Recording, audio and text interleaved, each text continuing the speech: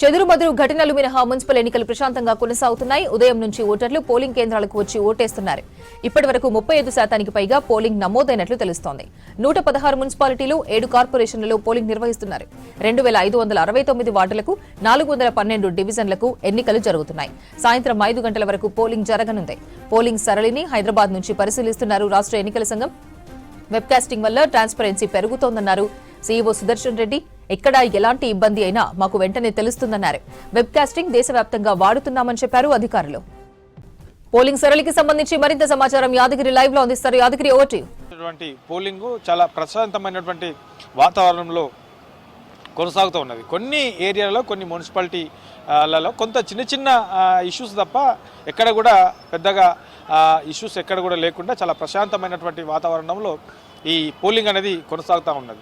అయితే ఉదయం నుంచి ఇప్పటి వరకు ఈ పోలింగ్ పర్సెంటేజ్ మనం చూస్తే ప్రతి 2 గంటలకు ఒకసారి కూడా రాష్ట్ర ఎన్నికల సంఘం రాష్ట్ర వ్యాప్తంగా ఈ పోలింగ్ పర్సెంటేజ్ ఎంత అయ్యింది అనే దాని మీద పర్సెంటేజ్ని ప్రకటిస్తుంది.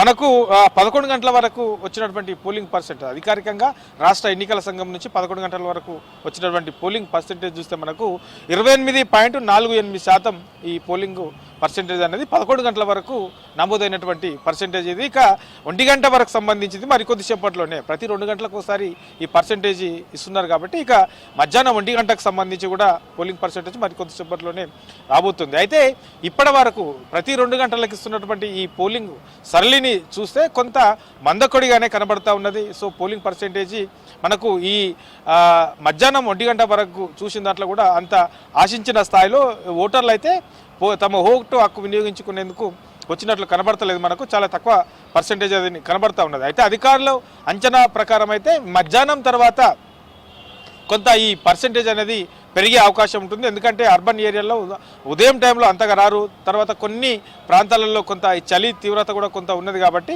సో వీటన్నిటి దృష్టిలో పెట్టుకొని కొంత మధ్యాహ్నం తర్వాత ఈ ఓటర్లు వచ్చే అవకాశం ఉంటుంది అని చెప్పేసి అధికారులు అయితే అంచనా వేస్తున్నారు. చూడాలి మరి మధ్యాహ్నం తర్వాత ఈ పోలింగ్ సర్లే అనేది ఎట్లా ఉంటుంది ఏంటిది అనే దాని మీద ఈ మధ్యాహ్నం తర్వాత దీని మీద క్లారిటీ వచ్చే అవకాశం అయితే ఉంటుంది.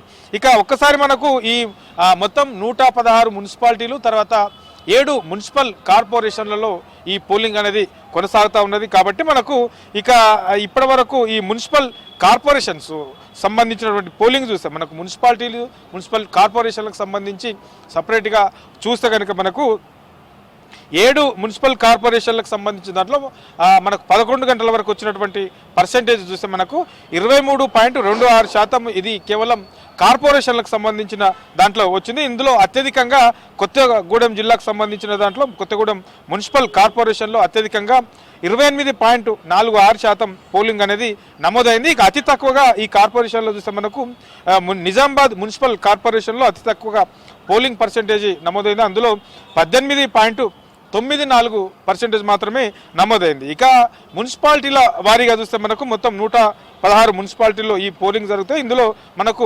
30.62% మొత్తం ఓవరాల్గా ఈ 116 మున్సిపాలిటీల్లో పోలింగ్ శాతం నమోదైతే ఇందులో అత్యధికంగా ఈ జోగులాంబ గద్వాల జిల్లాలో 47.52% నమోదైంది. ఇక అతి తక్కువగా నిర్మల్ మున్సిపాలిటీలో అతి తక్కువగా 14.30% నమోదైంది. ఇది మధ్యాహ్నం వరకు 11 గంటల వరకు ఉన్నటువంటి పోలింగ్ పర్సెంటేజ్. ఇక 1 గంటది కూడా మరికొద్ది సేపట్లోనే వచ్చే అవకాశం ఉంటుంది. ఇక ఓవరాల్గా మనకు ఈ పర్సెంటేజ్కి సంబంధించింది చూస్తే రాష్ట్ర వ్యాప్తంగా కూడా అంతగా ఆశించిన స్థాయిలో అయితే కనబడితే చాలా తక్కువగా పర్సెంటేజ్ అనేది ఇప్పటి వరకు నమోదైనటువంటి సిచ్యువేషన్ అయితే మనకు కనబడతా ఉన్నది. కాబట్టి ఈ మధ్యాహ్నం తర్వాత కొంత పెరిగే అవకాశం ఉంటుంది. ఎందుకంటే సాయంత్రం 5 గంటల వరకు కూడా ఈ పోలింగ్ కొనసాగుతుంది. కాబట్టి మధ్యాహ్నం 2 గంటల తర్వాత కొంత ఈ పర్సెంటేజీ పెరిగే అవకాశం ఉందనే అభిప్రాయాలు అయితే అధికారులు చెప్తా ఉన్నారు. ఇక ఏదైతే రాష్ట్ర ఎన్నికల సంఘం మాసప్ ట్యాంకులో ఉన్నటువంటి హెడ్ ఆఫీస్ ఉందో ఈ హెడ్ ఆఫీస్లో ప్రత్యేకంగా ఎక్కడ ఏదైతే పోలింగ్ కేంద్రాలను ఏర్పాటు చేశారో ప్రతి పోలింగ్ కేంద్రం నుంచి కూడా ప్రతిదీ కూడా ఇక్కడ వెబ్కాస్టింగ్ ద్వారా సీసీ కెమెరాలను ప్రతి పోలింగ్ కేంద్రాల్లో అందుబాటులో ఉంచారు. కాబట్టి సో ఆ పోలింగ్ కేంద్రాల్లో ఎట్లా ఈ ప్రాసెస్ కొనసాగుతున్నది, ఎక్కడన్నా ఇబ్బందులు ఉన్నాయా, లేదంటే క్యూ లైన్లు ఎట్లా ఉన్నాయి, వచ్చే వాళ్ళకి ఏర్పాట్లు సరైనటువంటి సౌకర్యాలు ఉన్నాయా లేదా, అక్కడ కొనసాగుతున్నటువంటి పోలింగ్ సిచ్యువేషన్ ఎట్లా ఉంది అనేది ప్రతిదీ కూడా తెలుసుకునేందుకు ప్రత్యేకంగా హెడ్ ఆఫీస్లో వెబ్ కాస్టింగ్ సంబంధించినటువంటి కమాండ్ కంట్రోల్ సెంటర్ను ఏర్పాటు చేశారు. ఇక్కడ ఏదైతే ప్రధాన ఎన్నికల అధికారి సుదర్శన్ రెడ్డితో పాటు తర్వాత మున్సిపల్ శాఖ డైరెక్టర్తో పాటు ఇక్కడ ఉన్నటువంటి రాష్ట్ర ఎన్నికల అధికారులు కూడా దగ్గరుండి ఈ వెబ్ కాస్టింగ్ ద్వారా రాష్ట్ర వ్యాప్తంగా మున్సిపల్ కార్పొరేషన్లలో తర్వాత ఈ మున్సిపాలిటీల్లో ఈ కొనసాగుతున్నటువంటి ఎన్నికల సరళిని తర్వాత అక్కడ వస్తున్నటువంటి ఓటర్లు తర్వాత ఎన్నికల సిబ్బంది పోలీసు బందోబస్తు తర్వాత సెన్సిటివ్ ఏరియా పోలింగ్ కేంద్రాలుగా కొన్ని గుర్తించారు కాబట్టి ఆ సెన్సిటివ్ పోలింగ్ కేంద్రాల దగ్గర కూడా అక్కడ ఉన్నటువంటి సిచ్యువేషన్ ఏంటి అనే దాని మీద ఓవరాల్గా ఈ పోలింగ్ పర్సెంటేజ్ తర్వాత అక్కడ కొనసాగుతున్నటువంటి సిచ్యువేషన్కి సంబంధించి దగ్గరుండి పరిశీలిస్తున్నారు.